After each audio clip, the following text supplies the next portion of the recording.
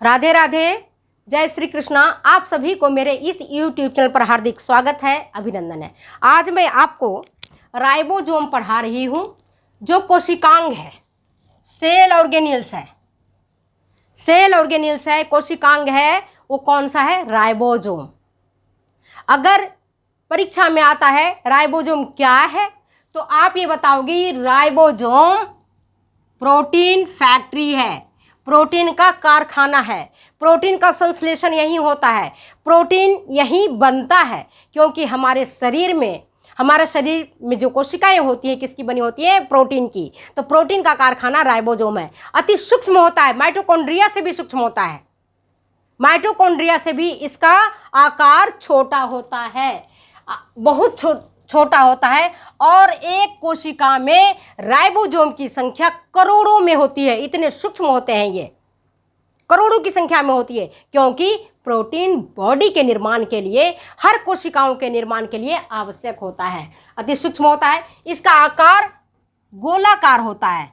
कैसे आकार होता है? गोलाकार होता है। अब ये उपस्थिति होता है कि कहाँ ये पाया जाता है, ये कहाँ उपस्थित रहता है।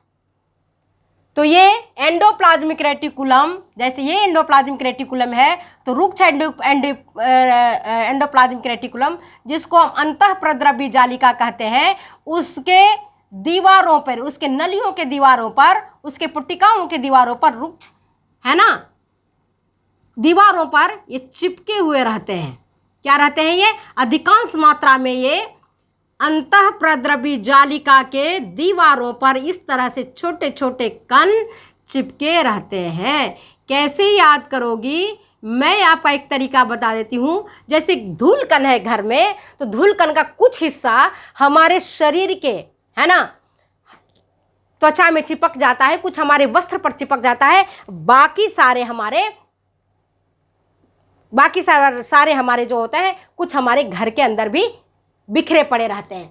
तो ये जो राइबोसोम है, वो अंतःप्रद्रव्य जालिका के जो दीवारें हैं, नलिकाएं हैं, है ना,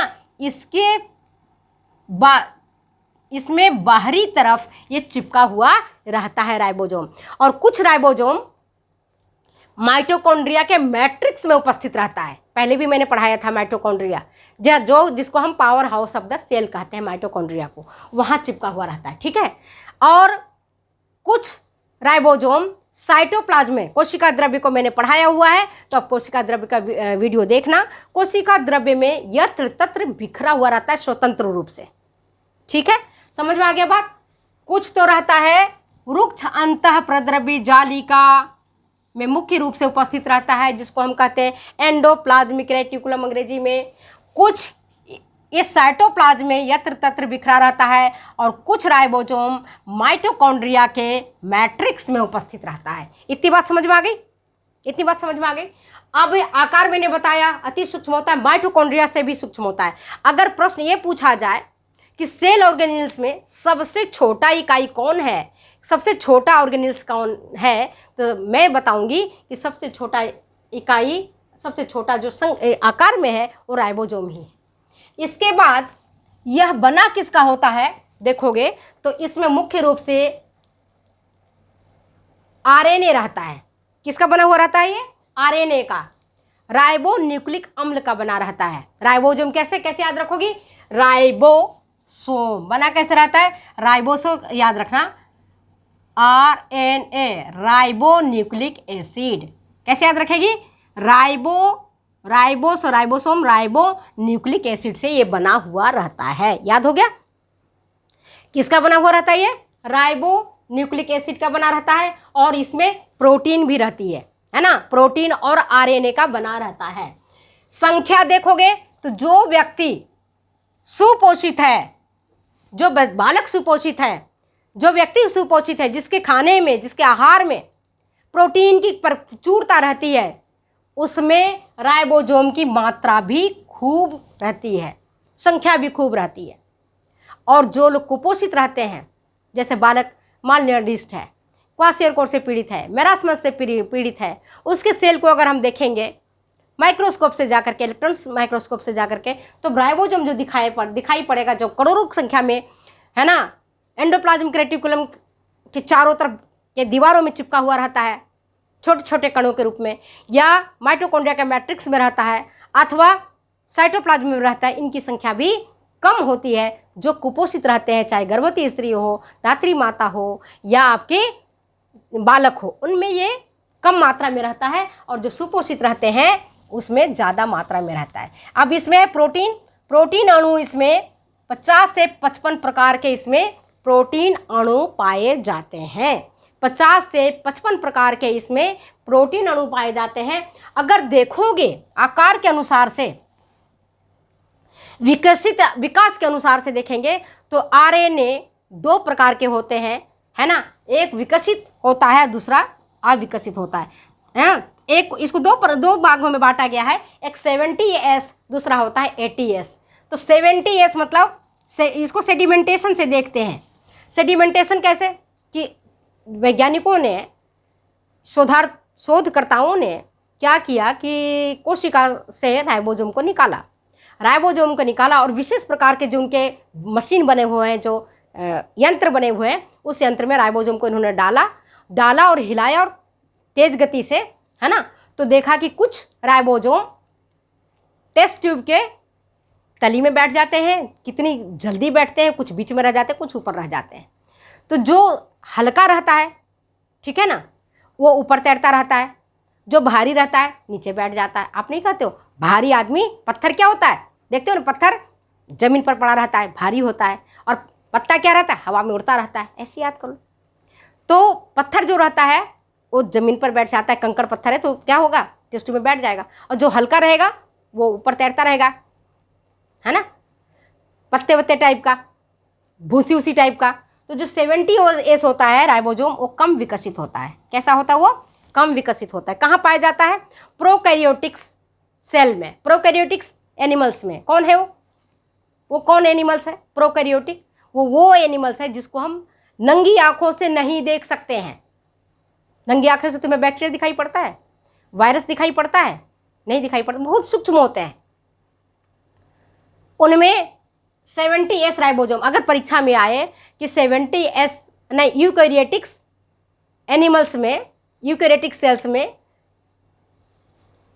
राइबोसोम पाया जाता है ना। कौन सा, 70S या 80S? तो आपका आंसर क्या होगा, 80S। यूकैरियोटिक्स में कौन है जिसको आप देख सकते हो, किसको देखते हो, छिपकली को दिखाई पड़ता है, कुत्ता दिखाई पड़ता है, सांप दिखाई पड़ता है, हम दिखाई पड़ते हैं, तुम दिखाई पड़ते हो। यू से याद रखना, यू जिसको तुम देख सकते हो अपनी आंखों से। तो जो भी पौधा आप देख लेते हो, सेम देखते हो, भिंडी देखते हो, करेला देखते हो, नीम देखते हो, बरगद देखते हो पौधों में, है ना, जो पौधा आपको दिखाई पड़ रहा है। और जो इधर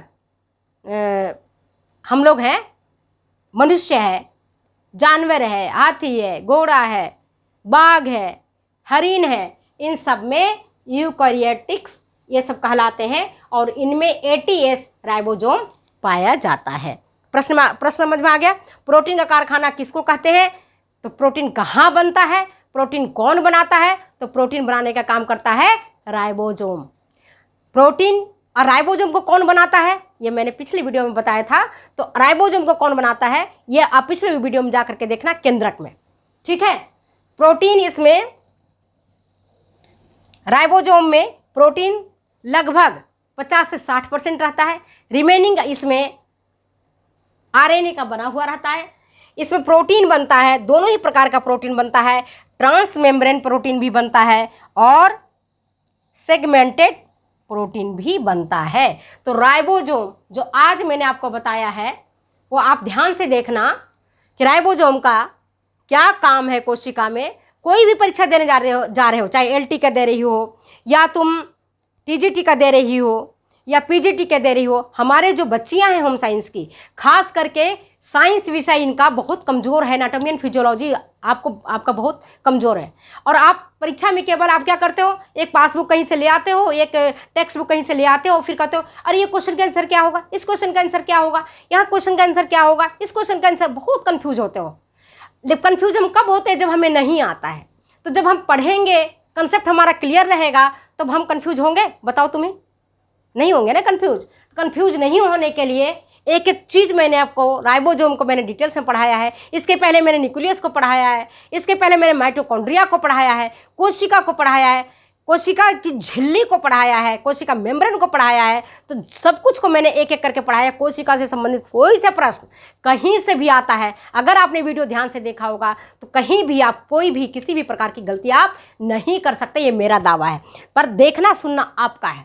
अगर ठीक प्रकार से देखते हो, ठीक प्रकार से समझते हो तो गलत नहीं करोगे। राइबोसोम सबसे सूक्ष्म होता है। कहाँ रहता है? तो रुक्ष अंतः प्रद्रवी जालिका। रुक्ष किसको कहते हैं? रुखड़ा। रुखड़ा क्यों है भाई? क्योंकि इसमें रुखड़ा रहेगा तभी तो इसमें राइबोसोम चिपकेगा। चिकने में चिपकते हैं, चिपकने नहीं देगा। अब जो रुखड़ी सतह रहती है, घर में भी रुखड़ा दीवार है, रुखड़ा फर्श है, तो उसमें देखते हो आकर के धूल मिट्टी जम जाता है। जमता है कि नहीं जमता है? लेकिन वो चिकना रहेगा तो जमने नहीं देगा। याद रखोगे किस में रहेगा? एंडोप्लाज्मिक रेटिकुलम जो रुक्ष रहता है, जो रुखड़ा रहता है, उसमें पाया जाता है अधिकांश रूप से। थोड़े मात्रा में ये साइटोप्लाज्म में रहता है और बहुत कम मात्रा में माइटोकॉन्ड्रिया के मैट्रिक्स में उपस्थित रहता है। आकार बहुत छोटा होता है, बना होता है आरएनए का, राइबोन्यूक्लिक एसिड का। राइबोसोम नाम है तो बना किसका रहेगा? Ribonucleic acid. और क्या बना हुआ रहता है? प्रोटीन का। इसमें बहुत सारे नाटक नहीं है कि मिनरल्स है, एंजाइम्स है, कार्बोज है, कार्बोहाइड्रेट है, लिपिड है, कुछ नहीं। ये केवल दो चीज़ का बना रहता है, राइबो से राइबोन्यूक्लिक एसिड। इतना याद रखना, याद होगा, याद हो जाएगा, ठीक है। इसके बाद इसमें संख्या अगर पूछा जाता है राइबोसोम की संख्या एक कुपोषित बालक में ज़्यादा होती है या कम होती है, तो सीधे सी बात है कि उसके बॉडी में कुपोषित है, प्रोटीन है ही नहीं, कोशिकाएं हैं ही नहीं, तो उसमें राइबोसोम होगा ही नहीं। राइबोसोम की संख्या भी कम होगी तो कम होगा। प्रोटीन के अणु इसमें 50 से 55 प्रकार के प्रोटीन अणु पाए जाते हैं। इसमें दो प्रकार के राइबोसोम है। एक राइबोसोम 70S है का है, दूसरा राइबोसोम 80S का है। एस क्या है? इसका यूनिट है, सेडिमेंटेशन आधार के अनुसार, है ना। राइबोसोम जो बड़े अविकसित होते हैं 80S होते हैं और ये पाए जाते हैं यूकैरियोटिक्स में, यूकैरियोटिक्स एनिमल्स में, यूकैरियोटिक्स सेल्स में, जिसमें हम सब जानवर, आदमी, घोड़ा, हाथी सब आ जाता है। और 70S वाला प्रोकैरियोट्स में पाया जाता है, जिसको हम नहीं देखते हैं, जैसे बैक्टीरिया है, फंगस है, ये सारी चीज़ें हैं, ठीक है। प्रोटीन बता दिया। इसमें दोनों प्रकार के प्रोटीन बनते हैं, ट्रांस मेम्ब्रेन वाला भी बनता है और सिक्रेटेड प्रोटीन भी बनता है। राइबोसोम को बनाता कौन है ये मैंने पिछले वीडियो में बताया था, उसको आप ध्यान से देखना। एक बच्ची ने देखा था, आज मैंने कोई कमेंट्स में लिख रखे थे, पीछे लिखा था कि अगर न्यूक्लियस नहीं है, केंद्रक नहीं है किसी कोशिका में, तो इनमें से कौन सा अनुपस्थित रहेगा? तो कोशिका के भीतर जो माइटोकॉन्ड्रिया, राइबोसोम में सारी चीज़ उपस्थित रहेंगे। अब न्यूक्लियस है ही नहीं, तो न्यूक्लियस के भीतर जो भी चीज़ें रहेंगे अनुपस्थित रहेंगे। हो सकता है उसमें क्रोमोसोम अनुपस्थित रहेगा, न्यूक्लियोप्लाज्म अनुपस्थित रहेगा। भाई है ही नहीं तो कहाँ से बनेगा वो? आप समझे ना। आरबीसी में न्यूक्लियस नहीं होता है, लाल रक्त कणिकाओं में न्यूक्लियस नहीं होता है। इसी प्रकार से कई सूक्ष्म जीव हैं जो मैंने पिछले वीडियो में बताया था कि इसमें न्यूक्लियस होता ही नहीं है, तो क्रोमोसोम भी नहीं होगा और आपके क्रोमेटिन जालिका भी नहीं होगी, न्यूक्लियोलस भी नहीं होगा, बहुत सारी चीज़ें उसमें नहीं होगा। तो इसमें घबराने वाली बात नहीं है। आप ऐसे सोचो ना कि जब हम है ही नहीं, वृंदा सिंह है ही नहीं, तो वृंदा सिंह का अस्तित्व खत्म हो गया। खत्म हो गया कि नहीं हो गया? बोलो हाँ या नहीं? खत्म हो गया ना। तो इसी प्रकार से अगर न्यूक्लियस ही नहीं है तो न्यूक्लियस के भीतर की जो चीज़ें होंगी वो नहीं रहेगा। ना न्यूक्लियस मेम्ब्रेन रहेगा, ना न्यूक्लियर पोर रहेगा, ना न्यूक्लियोप्लाज्म रहेगा, ना न्यूक्लियोलस रहेगा, और ना उसमें क्रोमेटिन रहेगा, ना क्रोमेटिन जालिका रहेगा, ना उसमें जीन्स होगा, कुछ नहीं होगा, ठीक है। फिर मिलते हैं हम अगले वीडियो में अगले एपिसोड के साथ। तब तक लो दो जाने की इजाज़त। Bye bye.